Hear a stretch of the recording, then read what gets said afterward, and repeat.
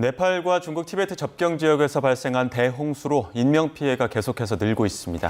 현재는 비 예보까지 있어서 추가 피해 우려도 큰 상황입니다.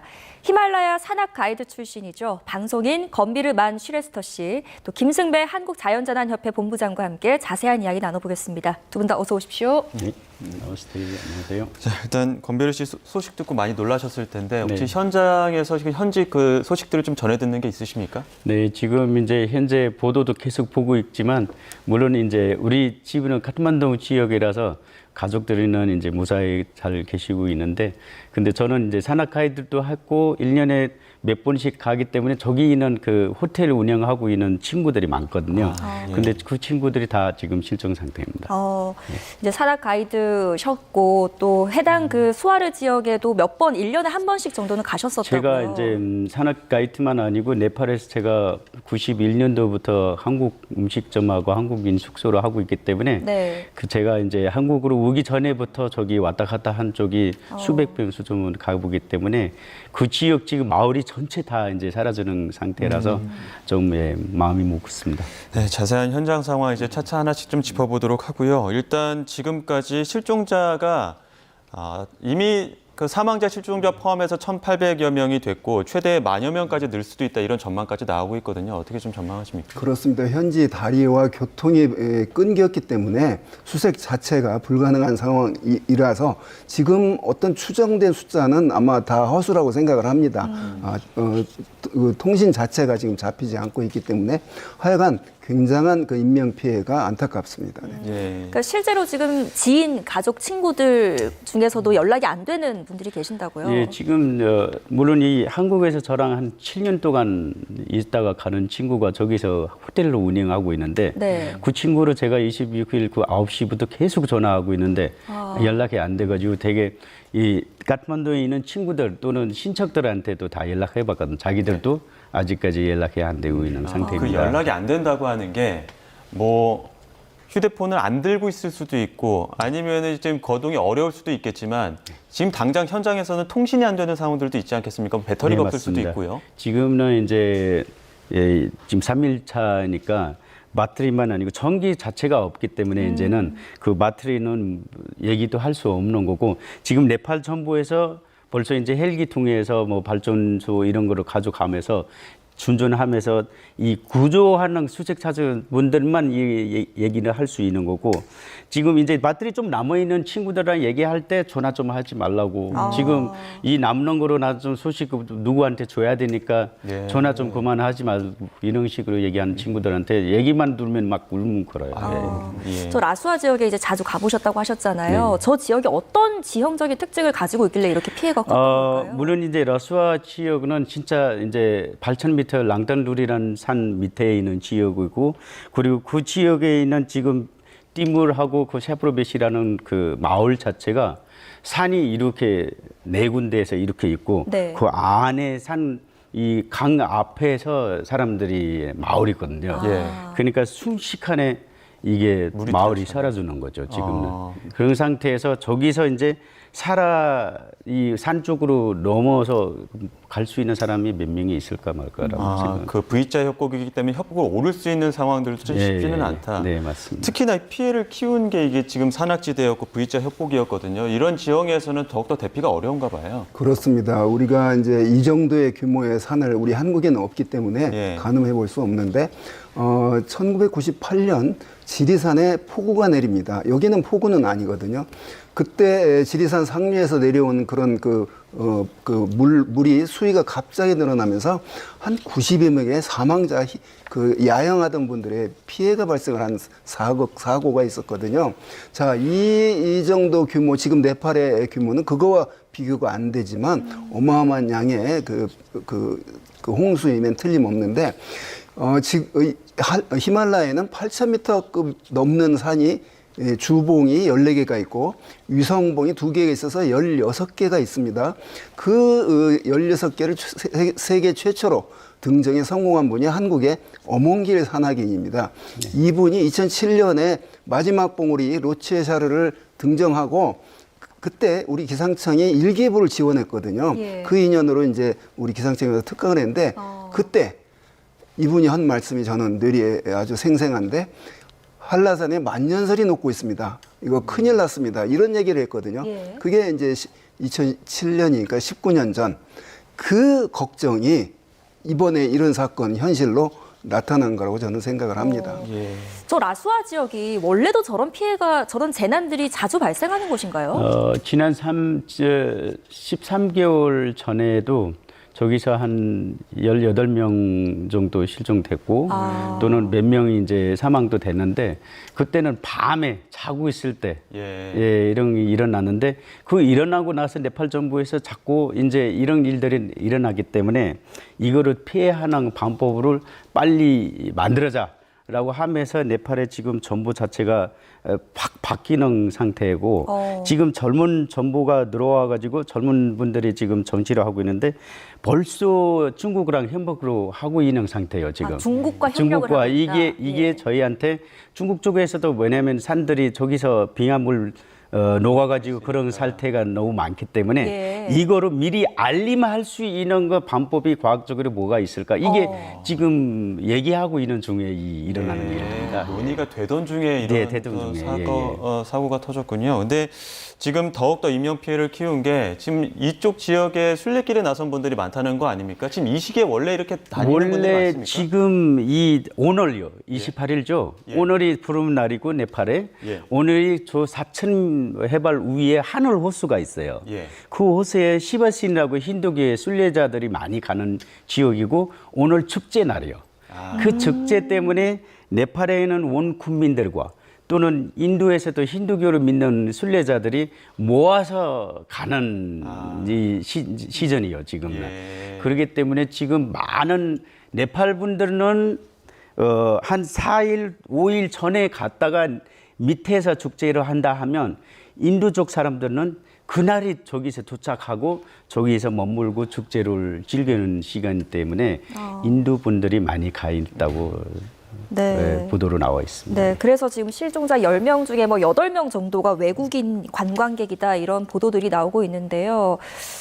지금 저렇게 피해가 이제 컸던 이유 중에 하나가 그 평지에서의 홍수가 아니라 V자 협곡, 그러니까 그 유입로가 좁은 곳에서 물이 빠르게 내려오다 보니까 유속이 급격하게 빨라지고 수위도 확 올라갔던 거죠. 그렇습니다. 그 수위가 그 계곡 수위가 9m가 확 높아졌다는 얘기 아닙니까? 네, 그럼 사람이 피할 수도 없었겠네요. 그렇습니다. 그 속도에서는 저 영상으로 우리가 봤듯이 피할 수가 도저히 없다고 봅니다. 이번에 그 발생한 원인이 비가 오지 않았거든요. 만약에 그 지역이 지금 우기입니다. 그래서 비가 많이 오면 모든 사람들이 비가 많이 오니까 계곡물이 늘어날 수도 있겠지라고 마음가짐을 가질 수가 있을 겁니다. 그런데 이때 비가 안 왔습니다. 그게 이제 그동안 그 빙하가 버티고 있던 댐처럼 막고 있던 그런 호수에서 호수가 터지면서 발생을 했는데 맨 처음에는 호수가 터진 원인이 지진일까? 이렇게 의심을 했는데 미국 그 지질조사국도 지진이 아니다. 그 진동은 댐이 무너지면서 감지된 그 진동이다. 이렇게 수정 발표를 했잖아요.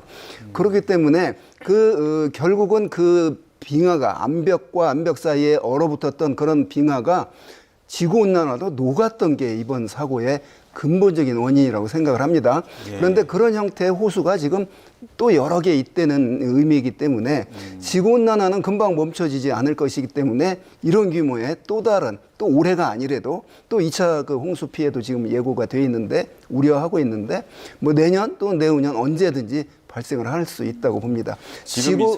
지구온난화가 가장 큰 원인이라고 봅니다. 네. 지금 이 생존이 확인된 분들은 주로 이제 고지대에 있었던 분들이고 우리 국민들도 지금은 이제 고지대에 있던 분들은 생존 확인이 된 상황인데 이 지역 자체의 그 촌락을 구성하고 있는 그 상황은 어떻습니까? 둘 다 저지대에 촌락이 있는 걸까요? 네, 원래는 지금 한국 분들도 지금 구조를 되는데 거기 지금 이제 워낙 이제 우리는 물이 많은 나라 또는 강이 많기 때문에 수력 발전으로 엄청나게 지금 과도기로 이제 데벨롭하고 있는 중이니까 지금 이제 저기 우리 보데쿠시라고 중국 보데쿠시부터 랜드쿠시부터 이제 이 우리 트리슐리 강이라는 거기까지는 한 12개 넘게 수력 발전들이 지금 벌써 완성되는 상태거든요. 근데 지금 바로 하나도 없이 다 날아가는 그 상태거든요. 예. 지금. 예. 근데 이제 마을이 있지 않습니까? 그 마을 피해들이 주로 이제 저지대 쪽으로, 그러니까 지대가 좀 낮은 많이 쪽으로 있어요. 지금 있잖아요. 낮은 데죠. 그래요.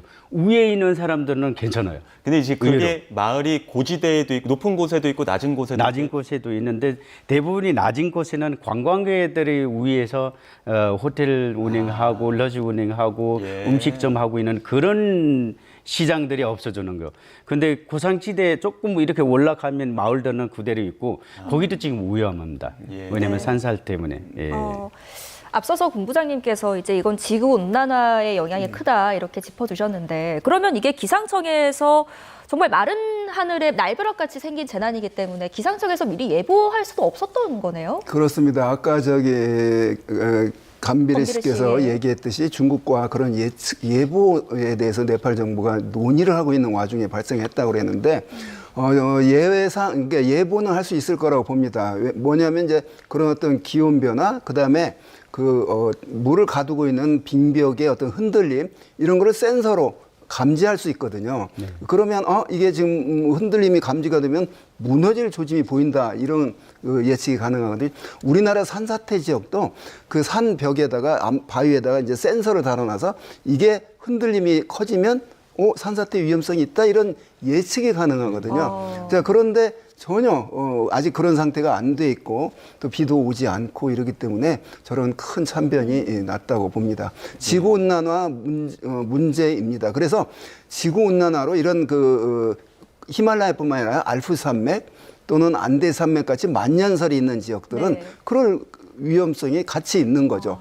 또 지구온난화로 이제 북극 지방에 추운 지방이 더 큰 피해를 입고 있습니다. 북극이라거나 또는 러시아의 오른쪽 시베리아 영구 동토, 자 이런 쪽들이 지금 녹고 있거든요. 그러면 그 영구 동토에 설치된 군사 시설 이런 것들이 무너질 수도 있고 여러 가지 그런 어떤 지구 온난화로 인한 얼어붙었던 땅들이 녹으면서 생기는 문제들이 있는데 이 네팔은 이런 홍수 피해가 재해로 이어질 수 있는 그런 위험한 속에 처해 있습니다.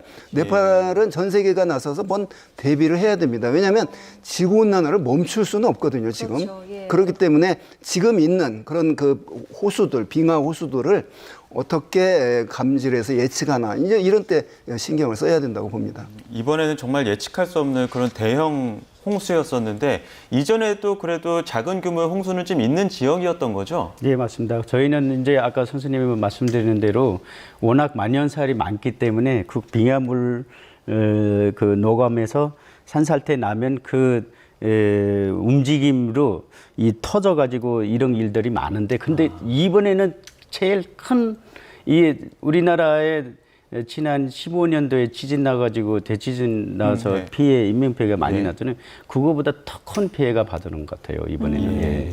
자, 상황이 이렇게 심각하다 보니까 우리 정부에서도 긴급 대응팀 급파해서 오늘부터 이제 수색 작업 들어간다고 하는데 지금 저 지형을 보니까 중장비가 들어갈 수 있는 육로도 다 끊긴 상태고 헬기에 의존할 수밖에 없을 것 같은데 어떤 역할을 좀 할 수 있을까요? 우리 정부도 이제 지금 소식을 모르는 사람들에 대한 구조를 위해서 공군 수송기를 보낸다고 합니다.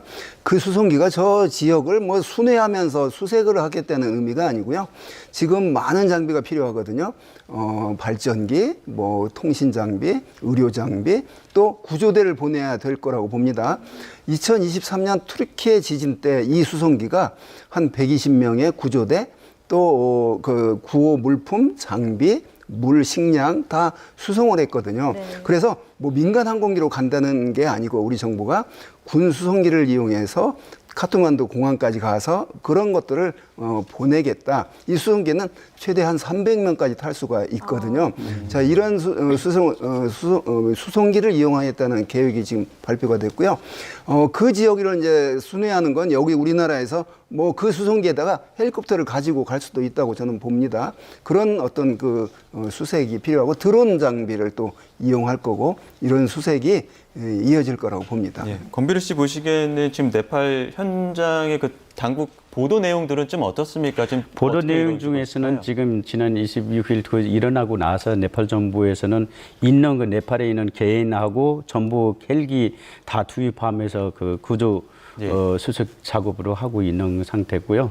그리고 아까 얘기하시는 대로 그 산악지에서 이제 물 먹는 게 뭐 먹는 게 없으니까 그것도 헬기로 가서 계속 투입하고 있고 또는 개인적으로 헬기로 서지 못하게 네. 저 지금 정부에서 모든 다 수색 작업으로 지금 다 작업하고 있는 중입니다. 네. 예. 지금 실종 고립된 인원들이 상당히 많을 것으로 예상이 되는데요.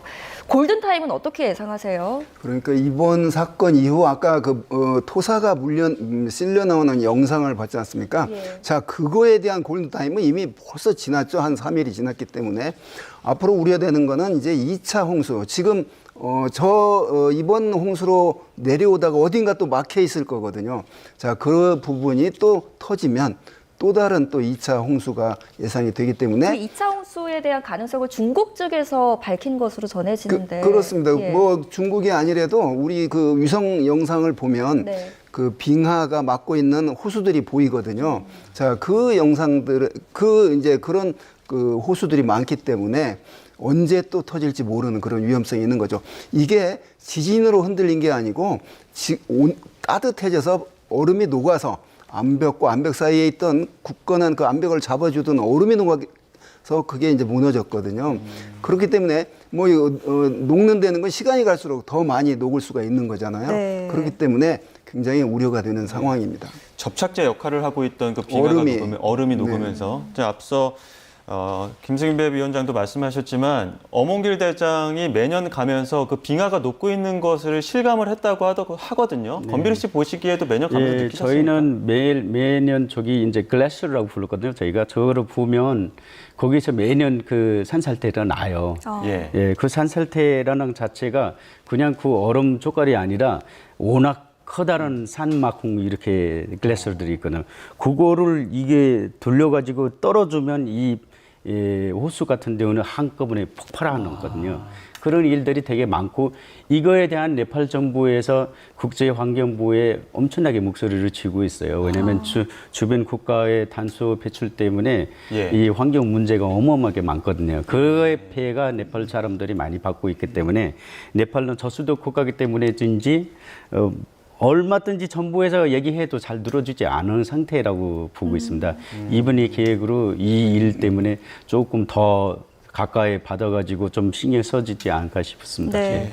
현지 지형을 잘 알고 계시니까 지금 저런 상태라면 어떤 방식으로 좀 어디에서 우선순위를 두고 구조를 하는 게 맞다고 보세요? 왜냐하면 지금 아까 우리 본부장님께서도 말씀하셨지만 2차 홍수 피해까지 우려되는 상황이기 때문에 만약에 지금 수색 구조를 들어간다면 그 구조 인원에 대한 생명도 위험한 상황 아닐까요? 네, 위험합니다.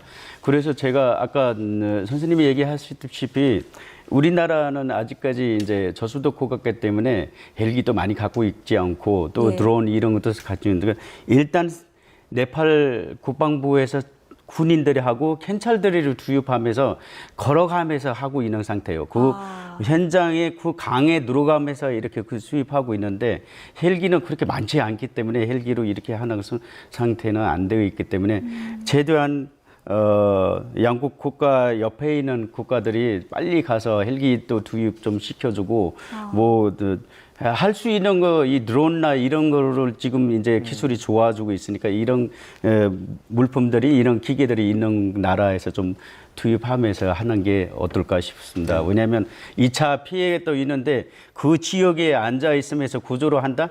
이거는 좀 위험합니다라고 생각합니다. 지금 뭐 건비르 씨 얘기하신 것처럼 네팔 정부 당국조차도 지금 계속 빙하가 녹고 있다, 위험 경고를 계속 보냈음에도 지금 이런 일이 터진 거 아닙니까? 근데 여기뿐만 아니라 지금 다른 지역, 극지대에 있는 빙하가 있는 지역들도 더 위험한 거 아닙니까? 그렇습니다. 이 지구온난화의 원인은 인간이 이산화탄소를 많이 배출해서 생긴 지구온난화거든요. 선진국들이 다 잘 먹고 잘 살기 위해서 내뿜은 이산화탄소의 피해를 전혀 이산화탄소 기여하는데 아주 기여하지 않은 네팔이 피해를 지금 보고 있거든요. 네. 자, 그런 면에서 우리 선진국들은 그 탄소 배출 저감에 노력을 해야 되겠고, 그 다음에 이 네팔에 대한 어떤 구호, 그 다음에 원조를 위해서 전 세계가 아까 말한 지구온난화의 그 주범은 선진국이거든요. 그렇기 때문에 나서야 된다고 봅니다. 네. 저희가 앞서 보내드린 영상 지금은 지나갔는데요. 그 뒤에 이제 급류를 뒤로 해서 사람들이 막 빨리 뛰어서 대피하는 네. 모습을 저희가 영상으로 보내드렸거든요. 이게 시속으로 따지니까 시속 170km의 속도더라고요. 네, 그러니까 맞습니다. 사람이 뛰어서 피할 수 있는 속도가 애초에 아니었던 거네요. 네, 맞습니다. 네팔 부도에서도 어제 보는데 119km 이렇게 나왔었는데 아시다시피 우리가 110km를 차를 속도로 낸다고 그럴 때는 어떻게 가는가 아시잖아요. 순식간에 몇 초 만에 싹 그 마을 자체가 없어지는 상태라서 뭐 피할 수가 나는 이제 하나님한테 맡겨야 되는 거라고 생각합니다. 예. 보통은 이게 사태, 그러니까 산사태, 지금 뭐 물사태이지만 이런 사태가 벌어지면은 수직 방향으로 뛰라고들 하지 않습니까? 그러니까 내려오는 그 토석이 예. 내려오는 쪽으로 가면 안 되죠. 그다음에 그 반대로 가면 그 내려오는 속도를 따라서 보다 더 빨리 갈 수 없습니다. 아까 말한 그 속도 때문에 직각 방향으로 내려오는 쪽에서 직각 방향으로 대피를 해야죠. 그 지역에만 잠깐 벗어나면 되는 거니까. 근데 이거는 뭐 일부 국소 지역으로만 쏟아져 내려온 게 아니라 전면으로 쏟아져 내려왔기 그렇습니다. 때문에 좁은 계곡으로 뭐 물밀듯이 내려왔기 때문에 우선 아까 말했지만 비가 오지 않은 상태에서 저렇게 갑자기 그런 토사가 높아질 거는 꿈에도 생각을 못했기 때문에 더 큰 피해가 났다고 봅니다. 물론 지금 예. 그 지역 자체가 지금 SNS에서 사람들이 이 실종에서 살아있는 사람들이 이게 찍어가지고 보내주는 거 뭐냐면 이 그 산골지에서 강 옆에서 이 위에 가려면 이 90도 산으로 넘어가야 되는데 이쪽으로 갔든지 저쪽으로 갔든지 뛰어올 수 없는 상태예요. 일단. 협곡의 어떤 기후가 예, 맞아요. 돌아서 예, 이렇게 산이 있는데 거기에 뛸 수는 없잖아요. 그래가지고 그 SNS에서 보면 그냥 길로 따라서 막 뛰고 있는 걸 보는데 그게 그런 지금 부분들이 피해할 수 있는 거는 네. 진짜. 예. 지금 저 또 더 걱정이 되는 게 계속 2차 홍수 네. 이야기하고 있는데요. 지금 임시 호수가 또 만들어져서 이게 또 범람할 가능성 나오고 있거든요. 이 호수가 왜 위험한 겁니까?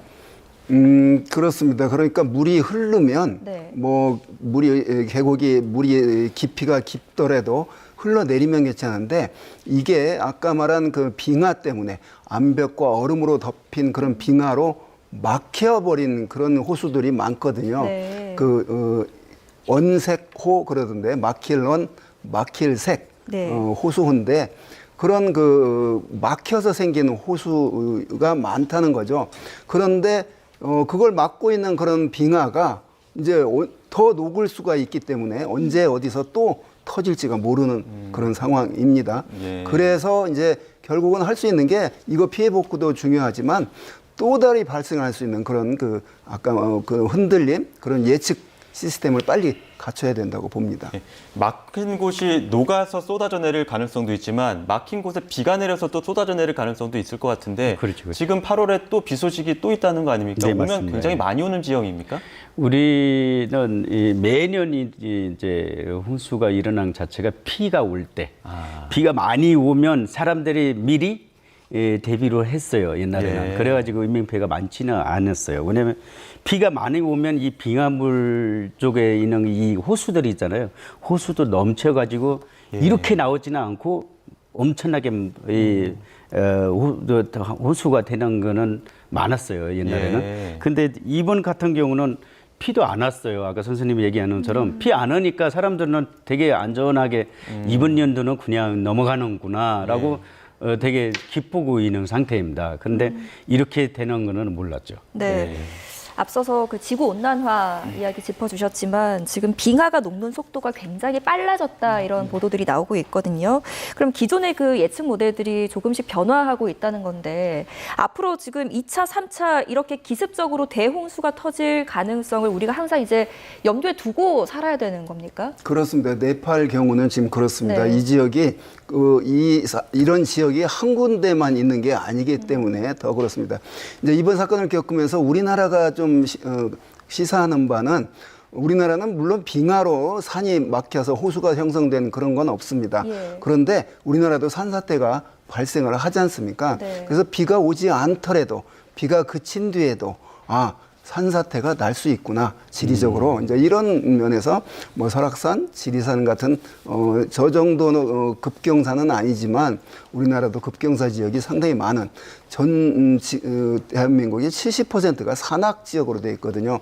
그래서 우리나라도 계곡이 많은 곳인데 저런 그 얼음이 빙하가 녹아서 그런 홍수가 발생할 가능성은 우리나라에는 없지만 요즘에 늘고 있는 폭우로 늘 나타나고 있는 그런 작은 규모, 저 정도 대형 규모는 아니지만 작은 규모의 산사태가 우리나라에서도 발생을 할 수 있다. 다 비가 그친 뒤에도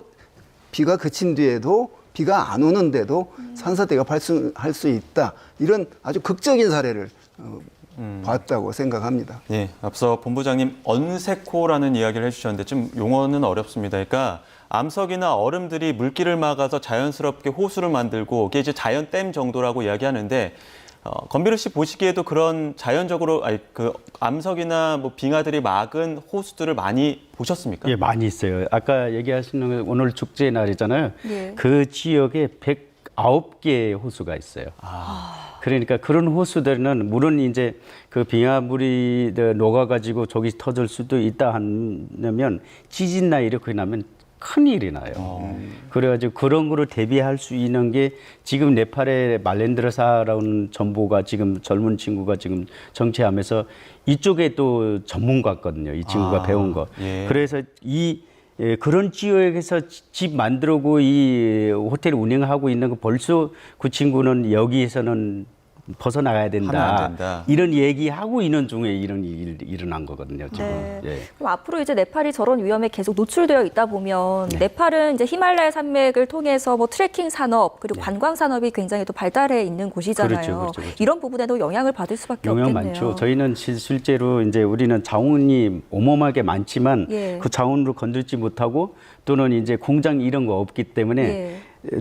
단지 그냥 그 관광 수입 때문에 살고 있는 나라 중에서 하나이기 때문에 이 관광에 이제 인명피해가 없이 할 수 있게 좀 신경 써야 될 것 같아요, 정부에서. 네. 예.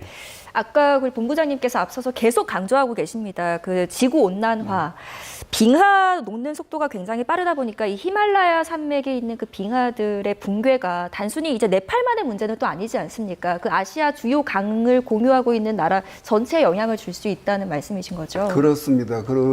어찌됐건 지구가 따뜻해져서 생긴 문제지 않습니까? 네. 그 빙하가 녹기 시작해서 생긴 문제이기 때문에 그 북극의 얼음이 녹는 것도 전 지구적으로 기온 상승 효과를 일으키고 있거든요.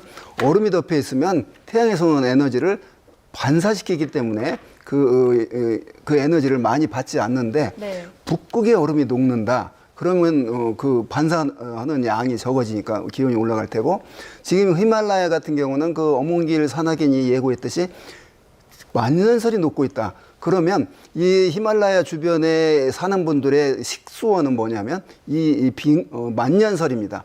이 만년설에서 조금씩 내려오는 그 녹는 물이 이 지역에 중요한 그 먹는 물이 되거든요. 예, 맞습니다. 자, 지구가 완전히 이제 그 히말라야의 그 만년설이 다 녹으면 언젠가는 다 녹을 거라고 생각합니다. 그러면 그 지역은 사람이 살 수 없는 그런 지역이 됩니다. 물 부족으로. 자, 그런 거에 대한 아주 멀는 이 얘기도 아닙니다. 그런 그 대책을 세워야 된다고 봅니다. 네, 출연 마무리하기 전에 건비르 씨도 오늘 힘들게 자리해 주셨으니까 지금 현지에서 수색 구조 기다리고 계시는 우리 국민들에게 한마디 좀 해주시죠. 네, 지금 이제 물론 다들이 마음이 무겁고 뭐 수색 작업도 제대로 안 되는 상태도 많을 것인데 예, 거기에 이제 가서 직접 이제 투입하면서 이 구조 작업하는 분들의 안전도 중요하지만 물론 저는 지금 친구들이랑 연락 빨리 됐으면 좋겠다고 생각합니다. 예. 예, 모쪼록 모두 좀 무사하고 또 인명피해는 최소한으로 나올 수 있기를 예. 저희도 또 기대해 보도록 하겠습니다. 지금까지 히말라야 산악 가이드 출신 방송인 건비르만 슈레스터 씨 그리고 김승배 한국자연재난협회 본부장과 함께 이야기 나눴습니다. 고맙습니다. 네.